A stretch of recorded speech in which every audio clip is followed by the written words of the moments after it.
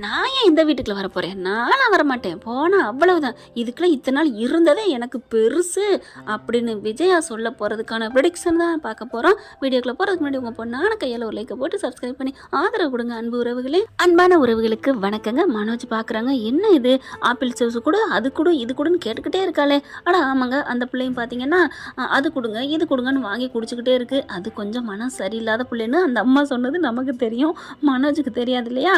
இங்கே மொட்டைத்தரையும் சந்தோஷம் என்ன பண்ணுறாரு, இங்கே பாருங்கள், அவன் ஏதோ இந்த பொண்ணு வாங்க வர்றது மாதிரி தெரியல, என்னென்னமோ பண்ணுது பேசுது, அது மொழியை பாரியா அப்படின்னு சொல்ல அது பாட்டுக்கு அப்படின்னு சொல்லிட்டு, ஏமா என்ன மேடம் வாங்க வந்திருக்கீங்க சொல்லுங்க அப்படின்னு அந்த பொண்ணு மனோஜ் ரெண்டு பேருமே போய் கேட்க, இங்கே என்னென்ன இருக்குது, என்னென்ன இருக்கா, இங்கே ஏசி இருக்குது, என்ன வேணும் உங்களுக்கு, வாஷிங் மிஷின் வேணுமா, எது வேணும், எல்லாத்துலேயும் ஒவ்வொரு பொருள் வேணும் அப்படின்னு சொல்ல, ஒன்றுண்ணா இல்லை ரெண்டு கூட கொடுங்களேன், உங்களுக்கு எத்தனை வீடு இருக்குது, எங்களுக்கு 4-5 வீடு இருக்குது, இப்போ 2 வீடுக்கு தரீங்களா அப்படி சொல்லல.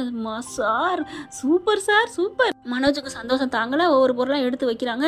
எஸ் மேடம், வீட்டு அட்ரஸ் கொடுங்க, எங்கே போகணும், நாங்கள் எங்கள் கார்லேயே கொண்டாந்து விட்டுறோம், லாரி அடியா லாரி எப்படி, ஒவ்வொரு டிவி என்ன டிவி வேணும், இங்கே இருக்கிறதுல பெரிய டிவியாக கொடுங்க அப்படிங்குது. அப்புறம் ஏசி இருக்கிறதுல பெரிய ஏசி, ஐயோ அப்படின்னு சொல்லிட்டு சந்தோஷம் தாங்கலை. வாஷிங் மிஷினு இதில் காஸ்ட்லியானது மேடம், டபுள் டோர் அப்படி சொல்ல, ஐயோ சார் இன்னைக்கு அடித்தது யோகா, ஐயோ உங்கள் கடனை பாதி அடைக்கலாமே, 10 லட்சத்துக்கு வந்துடும் போல இருக்கே, என்னை பார்த்து காசு இல்லைன்னு சொன்னாங்கல்ல, ஏன்பா நீங்கள் கொடுக்க போகிறீங்களா அப்படின்னு சந்தோஷம் கேட்க, நான் கொடுக்க மாட்டேன், நான் எது கொடுக்கணும், நான் இன்னொரு கடை இதே மாதிரி வைப்பேன்ல. எவ்வளோ ஒரு கேடுகட்ட என்ன பார்த்தீங்களா அவன் நினைக்கிறாரு இந்த ஃப்ரெண்டு சந்தோஷ். அட பாவி, நீ வாங்கின கடன் அடைக்க இங்கே முத்து ஓடிடுறேன், இதில் இவன் காசு வருதுன்னு தெரிஞ்ச உடனே வேற கடை வைக்கணுமா, நீலாம் எங்கிட்டா உருப்படுறது அப்படின்னு நினச்சிட்டு இருக்காங்க. அடுத்து பார்த்தா டக்குன்னு இந்த பொண்ணு என்ன பண்ணுது, எந்திரிக்குது. மேடம் மேடம் எங்கே மேடம் எந்திரிக்கிறீங்க, ஒன்றும் இல்லை, எனக்கு இங்கே ஒரே புழுக்கமாக இருக்குது. என்னது புழுக்கமாக இருக்கா, ஏம்மா ஏசி இவ்வளோ ஓடிட்டுருக்கு, இல்லை எனக்கு ஐஸ்கிரீம் சாப்பிடணும் போல இருக்குது, நான் போய் சாப்பிட்டு வரேன்னு வெளியில் வரேன். மேடம் மேடம் மேடம் மேடம் உங்களுக்கு ஐஸ்கிரீம் தானே வேணும், நான் வாங்கிட்டு வரேன். நான் ஐஸு சேமியா ஐஸ் வாங்கி சாப்பிடணும். எனது சேமியா ஐஸா, ஆமாம் அப்படின்னு வீதி வரைக்கும் இறங்கிடுது. மேடம் மேடம் மேடம் எல்லாம் பேக்கப் பண்ணியாச்சே மேடம், எங்கே போகிறீங்க மேடம், நாங்கள் வாங்கிட்டு வந்து தரோம் மேடம், மேடம் எல்லா பொருளும் எடுத்தாச்சு மேடம், இறக்கி வச்சாச்சு மேடம், எங்கே போகிறீங்க, கையை விடுங்க அப்படின்னு இந்த போய் கையை பிடிச்சிருது அந்த பொண்ணு மனோஜ். கையை விடுங்க அப்படின்னு சொல்லிட்டு, நான் ஐஸ்கிரீம் வாங்கி சாப்பிடணும், நாங்கள் வாங்கி தரேன் மேடம், நான் ஐஸை சப்பியாக வாங்கி திங்கணும் அப்படின்னு சொல்லிட்டு அப்படி பார்க்குதா, எங்கே இருக்குது, நான் அங்கே போகுது வண்டி, அங்கே போகிறேன் அப்படின்னு சொல்லிட்டு அது வாட்டுக்கு போகுது. பின்னாடியே போகிறாங்க. ஐயோ லம்பா அமௌண்ட் போச்சே அப்படின்னு சொல்ல, கரெக்டாக அந்த கடையை தாண்டி ஒரு தெருமுனை போகங்காட்டிலையும் பின்னாடியே போகிறாங்க. எல்லாம் இறக்கி வச்சாச்சு மேடம் மேடம் மேடம்னுட்டு இங்கே முத்துவும் அவங்க அம்மாவும் தேடி வராங்களா. கரெக்டாக அந்த பொண்ணு வர்றதையும் பார்த்துறாங்க. என் பொண்ணு வர்றா, தம்பி முத்துவும் பார்த்துறாங்க. ஆமாம் அப்படி சொல்லிட்டு கரெக்டாக வண்டியை நிப்பாட்டுறாங்க. அந்த பொண்ணு வந்துட்டு இருக்கல, இறங்கி கதவை திறந்துட்டு 2 பேர் ஓடி வந்து கையை பிடிச்சிடுறாங்க. அம்மா என்னம்மா நீ பாட்டுக்கு வந்துட்ட, அவங்க அம்மாவும் அந்த பொண்ணை பிடிச்சிட்டு, ஏன்டி இப்படி வந்த, நான் ஆப்பிள் ஜூஸ் குடிக்க வந்தேன், ஆரஞ்சு ஜூஸ் குடிக்க வந்தேன் அப்படி இப்படின்னு பேச, மனோஜ் வந்துடுறாரா. டேய் ஓடுகளே, என்னடா ஓடிக்கிட்டே இருக்கிற, என்ன இந்த பொண்ணு உனக்கு தெரியுமா அப்படின்னு மனோஜ் முத்துக்கிட்ட கேட்க, ஆமாம் என்னோட தான் சவாரில் வந்துச்சு, அது பாட்டுக்கு வந்துருச்சா.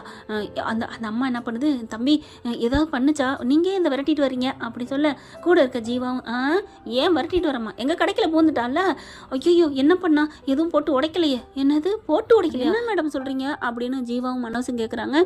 இல்லை என் பொண்ணு எதுவும் பண்ணலை, இல்லை ஒன்றும் பண்ணலை, ஆனால் ஜாமான் பூரா வாங்கி வச்சுருக்காங்க, வாங்கி வச்சுருக்காளா, என்ன வாங்கி வச்சுருக்கா, வந்து பாருவாங்க, ஏண்டி என்னடி வாங்கினேன், எனக்கு வேணும் வாங்கித்தாங்க, பரவாயில்ல நல்ல பொண்ணாக இருக்குது வாங்கித்தாங்கன்னு சொல்கிறா.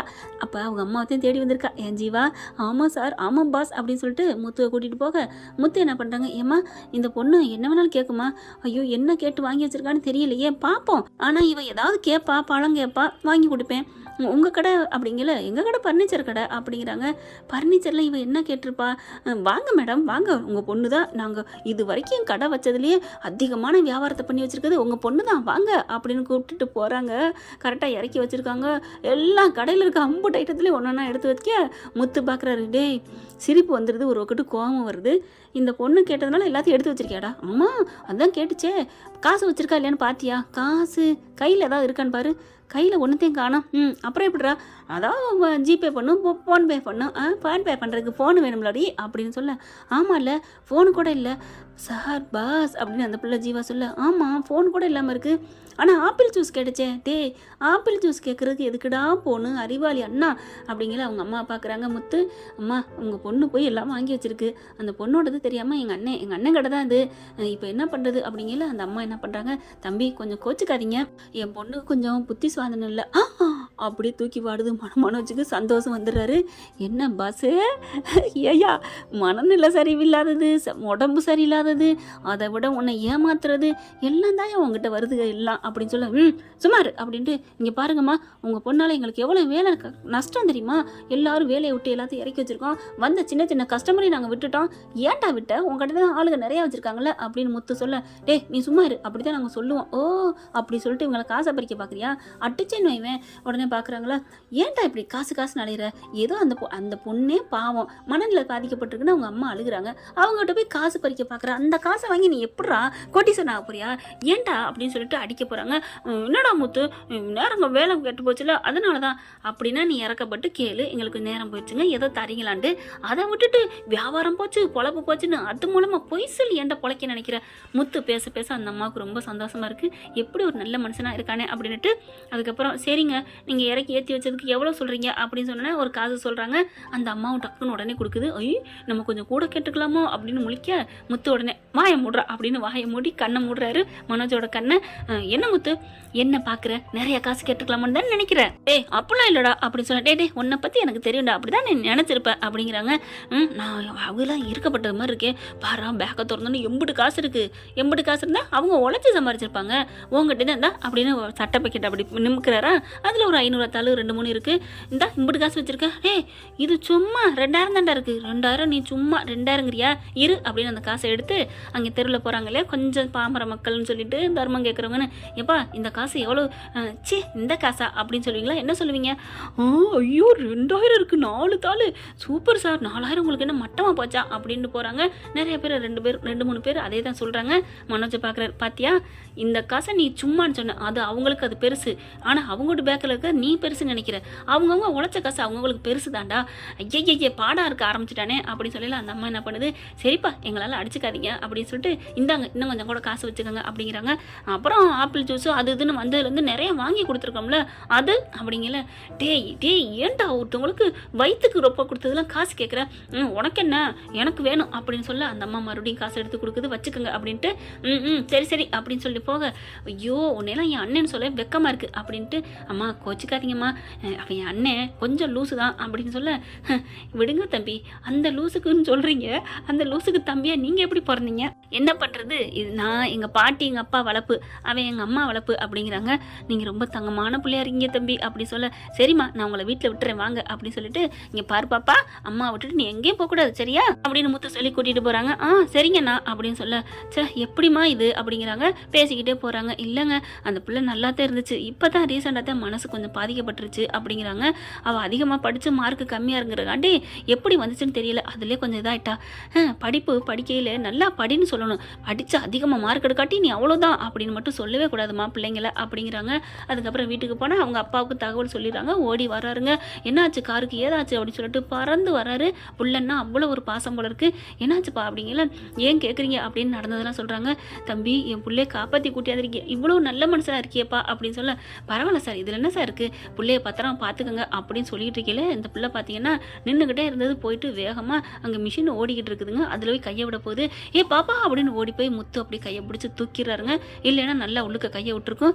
என்னம்மா இப்படிலாம் பண்ணுற அப்படின்னு சொல்லிட்டு பிடிச்சி இழுத்துடுறாங்க. நல்ல வேலை தம்பி நேரம் என் பிள்ளையோட கை போயிருந்திருக்கும் அப்படின்னு சொல்லிட்டு, அப்பவும் என் பிள்ளைய காப்பாற்றினீங்க, இப்போவும் என் பிள்ளைய காப்பாற்றிருக்கீங்க, நீங்கள் ரொம்ப நல்ல மனசு உள்ள தம்பி அப்படிங்கிறாங்க. என்ன சார் பண்ணுறது, காலம் அப்படி இருக்குது, நல்லவங்கள ஆண்டவன் சோதிக்கிறானே அப்படின்னு முத்து சொல்கிறாங்க. என்னாச்சு ஏன் அப்படின்னு கேட்க, ஒன்றும் இல்லை நான் போகணும் அர்ஜென்ட் நான் கிளம்பட்டேன். இல்லை இருங்க சோதிக்கிறான்னு சொன்னீங்களே எதுக்குப்பா, என்னத்தை சொல்கிறது அப்படின்னு தான் வீட்டு நிலைமையை சொல்கிறாங்க. அப்போ நீ 10 லட்சத்துக்கு தேடி ஓடி அலையிற அப்படித்தானே. ஆமாம் சார் நான் இப்போ ஒரு ஃபைனான்சியரை பார்க்க போகலான்னு இருக்கேன் சார், என் 3 காரையும் அடமானம் வச்சு இப்போதைக்கு ஒரு 10 வாங்கிக்கிட்டு அப்புறமா மீதி 18 இன்னும் 2 மாதத்தில் கொடுக்கலான்னு இருக்கேன் சார் அப்படின்னு சொல்ல, நீ ஏப்பா இன்னொரு ஃபைனான்சியரை தேடி போகிறேன் சார், என்ன சார் சொல்கிறீங்க, நாங்களே ஃபைனான்சியர் தான் நடத்திட்டு இருக்கோம், என்ன சார் சொல்கிறீங்க அப்படி சார் அப்படின்னு சொல்ல, நீ ரொம்பலாம் நீ நினைக்க வேணாம், நீ பேசாமல் இரு நானே சொல்கிறேன். சார் அந்த 3 காரையும் கொண்டு வரட்டுமா சார், இந்த இங்கே ஒரு கார் இருக்குது சார், இன்னும் இன்னும் 2 கார் இருக்குது சார், எனக்கு 10 லட்சம் கொடுங்க சார், என் வீடு போயிடும் சார் அப்படின்னு சொல்ல, ஏப்பா உன் நல்ல மனசை நல்லா நாங்கள் புரிஞ்சுக்கிட்டோம், நாங்கள் தரமாட்டோமா என்ன அப்படின்னு அவங்க அம்மா சொல்கிறாங்க. உங்களுக்கு 10 லட்சம் தானே, ஏங்க கொடுங்கங்க அப்படின்னு சொல்ல, இந்த எடுத்துகிட்டு வரேன் சார், இன்னும் 2 காரையும் கொண்டு வரோம் அப்படின்னு சொல்ல, இல்லை இருக்கட்டும் தம்பி, நான் எப்பவும் முறைப்படி தான் இருப்பேன், நான் வீட்டுக்கு போயிட்டு அந்த 2 காரையும் என் ஃப்ரெண்ட்ஸை வச்சு கூட்டிகிட்டு வரேன், முறைப்பறா நீங்கள் 10 லட்சத்தை கொடுங்க, நாங்கள் போய் கோர்ட்டில் கட்டிட்டு அந்த கேஸை தள்ளுபடி பண்ணணும், அதுக்கு தான், வேற ஒன்றும் இல்லை, ஏலம் விட்டுருவாங்க சார் என் வீட்டை, அதுதான் சார் அப்படிங்கிறாங்க. சரின்னு சொல்லிட்டு கிளம்பி போகிறாங்களா. வீட்டுக்கு போய் சந்தோஷமாக பேசுகிறாரு அண்ணாமலைகிட்ட, என்னாச்சு ஏதாச்சு அப்படிங்கிற, நமக்கு வீடு வரப்போகுது, என்னடா முத்து அப்படின்னு விஜயா வந்து வேகமாக கேட்க, ஆமாம் அப்படின்னு சொல்லிட்டு, எனக்கு 10 லட்சம் ரெடி ஆயிடுச்சு, எப்படி அப்படின்னு மீனால வந்து எல்லாரும் கேட்க, எப்படி ஆனிச்சுன்னு இப்படி தான் அப்படின்னு நடந்ததெல்லாம் சொல்ல, முத்து அப்படியே அண்ணாமலை முத்துவை கட்டிக்கிறாரு. டே என் தங்கம் பெத்த பிள்ளையே அப்படின்னு சொல்லி கட்டிக்கிறாங்களா. தங்கம் பெத்தன்னு சைக்கிள் கேப்பில் பொண்டாட்டியை பாராட்டுறியாப்பா, டேய் அப்படிலாம் இல்லைடா, நான் தாண்டா உன்னை நல்லா பெற்றிருக்கேன் அப்படிங்கல, ரொம்ப தேங்க்ஸ்பா அப்படின்னு சொல்லிட்டு விஜயா வந்து நிற்கிறாங்க. என்னம்மா ஆச்சரியமாக இருக்குது, மழை வரப்போகுது, தேங்க்ஸ்லாம் சொல்கிறீங்க, இல்லைடா எனக்கு இந்த வீட்டை விட்டு போகணும், அதுக்கு தான். நீ திருந்தவே மாட்ட விஜயா அப்படின்னு அண்ணாமலை சொல்ல, சரி காசு கொண்டாந்துட்டியா, நான் தான் சொன்னேனேப்பா, நான் 2 வண்டியும் கொடுத்துட்டு தான் காசு வேணும்ன்ட்டு, அப்படியா அப்படிங்கிறாங்க. அதுக்குள்ளே வக்கீலம்மா ஃபோன் பண்ணுறாங்க, பணம் ரெடி பண்ணிட்டீங்களா இல்லையா, இல்லை மேடம் நாளைக்கு தானே அப்படிங்களா, இன்றைக்கே கட்டினா தான் நாளைக்கு வந்து உங்களுக்கு ஏலத்துக்கு வராது, என்ன முத்து, ஓகே மேடம் அப்படின்னு சொல்லிட்டு, நான் கண்டிப்பாக 10 லட்சத்தோடு வந்துடுறேன், சீக்கிரம் காசு கிடைச்சாலும் எனக்கு நீங்கள் பே பண்ணி விட்ருங்க, நான் கொடுத்துட்றேன், நான் வாங்கிடுறேன் வாய்தா அப்படின்னு சொல்ல, தேங்க்யூ மேடம் அப்படிங்கிறாங்க. அதுக்கப்புறம் என்னப்பா முத்து பண்ண போகிறேன்னு அண்ணாமலை கேட்க, நான் வண்டியை கொண்டு போய் கொடுத்துட்டு தான் காசு கேட்டிருக்கேன், இங்கே மேடம் வேறு கேட்குறாங்க, இப்போ என்ன பண்ணுறது, மறுபடியும் சார்ட்ட போய் கேட்டால் இப்போவே எப்படி கேட்குறது, வண்டி எடுத்துகிட்டு தானே போய் கேட்க முடியும், சரி நான் கிளம்புறேன்ப்பா, நான் செல்வத்தை கூட்டிகிட்டு வரேன், இல்லை நான் ஃபோன் பண்ணுறேன், டே செல்வம் அப்படின்னு சொல்லி கூப்பிட்டுட்டு இருக்கல, டொடைங் அப்படின்னு மெசேஜ் வருதுங்க. இவர் ஃபோனை பேசிட்டு, இரு வை நான் இந்த வர்றேன் அப்படின்னு சொல்லிட்டு வைக்கிறாரா, வச்சுட்டு மொபைலை பார்க்குறாங்க. நம்ம முத்து பார்த்தா 10 லட்ச ரூபா கிரெடிட் ஆகிருக்கு, அப்பா அப்படின்னு சொல்லி அவ்வளோ ஒரு சந்தோஷம். என்னடா பாருங்கப்பா 10 லட்சத்தை அந்த சார் போட்டாங்க, டேய் நீ என்னமா சொன்னேன் 2 வண்டி கொடுத்ததுக்கப்புறம் பண்ணுங்கண்டு. அப்புறம் பார்த்தீங்கன்னா கால் பண்ணுறாங்க, அட்டன் பண்ணி, சார் என்ன சார் அப்படிங்கல, இல்லைப்பா என் பொண்டாட்டி சொன்னா, இதெல்லாம் என்ன 2 வண்டியை வாங்கிட்டு தான் நீங்கள் பணம் கொடுப்பீங்களா, அவர் என்ன நம்ம பிள்ளைய காப்பாற்றும் போது ஏதாவது காசு வாங்கிட்டா பண்ணாரு, அவர் கடமையை அவர் செய்யலை, அதே மாதிரி நம்ம கடமையை செய்யுங்க அப்படின்னு என் பொண்டாட்டி சொல்லிட்டாப்பா, அவள் சொன்னாலும் சொல்லாட்டியும் அதுதானே முறை அப்படிங்கிறாங்க. சார் அப்படின்னு சொல்ல, கேட்டு செய்கிற உதவியோட கேட்காம செய்கிற உதவிக்கு 1000 பலன் இருக்குன்னு சொல்லுவாங்கப்பா அப்படின்னு சொல்ல, கரெக்டு சார், நான் கேட்காம நீங்கள் உதவி செஞ்சிட்டீங்க பார்த்தீங்களா, நீங்கள் நல்லா இருப்பீங்க சார், உங்கள் பொண்ணுக்கு நல்லா வரும் சார், அதனால தான்ப்பா என் பொண்ணு உயிரோடாவது என்கிட்ட இருக்கிறா அப்படின்னு சொல்கிறாங்க. நீ போயிட்டு பத்திரத்தை கட்டி நீ பத்திரத்தை வாங்குற வழியை பாரு, அப்புறம் முத்து இன்னும் வேணும்னாலும் என்கிட்ட வந்து கேளு, உன் நல்ல மனசுக்கு நான் தருவேன்ப்பா, புரிஞ்சுக்கோ, உன் நல்ல மனசு என் பிள்ளைக்கு என் பொண்டாட்டிக்கு ரொம்ப பிடிச்சிருக்குப்பா, எனக்குமே பிடிச்சிருக்கு, நீ அவ்வளோ நல்ல மனசனாமே, ஏதோ உங்கள் அண்ணன் கேனேனாமே என்னமோ ஒரு ஜூஸ் வாங்கி கொடுத்ததுக்கு முதற்கொண்டு காசு கேட்டானா, அந்த பொருளை இறக்கி வச்சதுக்கும் காசு கேட்டானா அப்படிங்கிற விஜயா ஐயோ அப்படின்னு முழிக்குது. அப்படியே ஒரு மாதிரியாக முத்து என்ன பண்ணுறாரு, சரிங்க சார் அவன் கொஞ்சம் மரக்கலண்டவன் தான், லூசு தான், படித்த முட்டாளு அப்படின்னு சொல்ல விஜயா அப்படின்னு முறைக்குது. அண்ணாமலோட என்ன அப்படிங்கிறாரா. விஜயா அப்படி சாந்தமாகுது.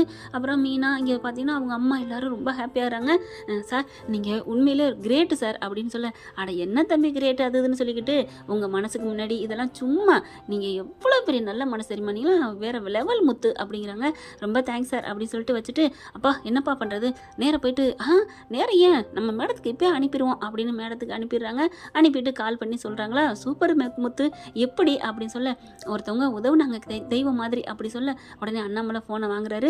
தெய்வம் மாதிரி உதவலைங்க, என் பையன் தெய்வமாக பண்ணியிருக்கிறான், அதனால பணம் கிடச்சிச்சு அப்படின்னு நடந்த சொல்ல, சூப்பர் முத்து சார், உண்மையில் உங்கள் முத்து மாதிரி ஒரு புள்ள பெக்க நீங்கள் கொடுத்து வச்சிருக்கணும், ரொம்ப நல்லவர் அப்படின்னு சொல்லிட்டு, நான் அதை வாய்தா வாங்கிறேன், நீங்கள் போங்க, இன்னைக்கு சாயந்தரத்துக்குள்ள சீலை எடுத்துருவாங்க, நீங்கள் இங்கே கிளம்பி போகலாம் அப்படின்னு சொல்கிறாங்க. அவங்க ஃபோனை வச்ச கையோட எல்லாரும் ரொம்ப சந்தோஷப்படுறாங்க. விஜய் என்ன பண்ணுது, அப்போ கிளம்புவோமா நம்ம வீட்டுக்கு அப்படி சொல்ல, உடனே கிளம்புவோமா, உன் மகன் மனோஜ் என்ன பண்ணுறாரு, அவனே எங்க சொல்கிறீங்க, அவன் தான் முடியாதுன்ட்டு சொல்லிட்டான்ல, எல்லாம் நீங்கள் பாராட்டுற மாதிரி தான் செஞ்சுருக்கேன்ல, கிரிக்காடி நீ ஊரே பாராட்டுதுடி நம்ம பிள்ளைய, சரி அப்படின்னு சொல்லிட்டு கிளம்புறாங்க. கிளம்பையில் பார்த்தா சந்திரன் என்ன பண்ணுது, கொஞ்சம் பொறுத்து பார்த்து நடந்துக்க மீனா, அம்மா நான் அதெல்லாம் பார்த்துக்கேம்மா அப்படின்னு கிளம்புறாங்க.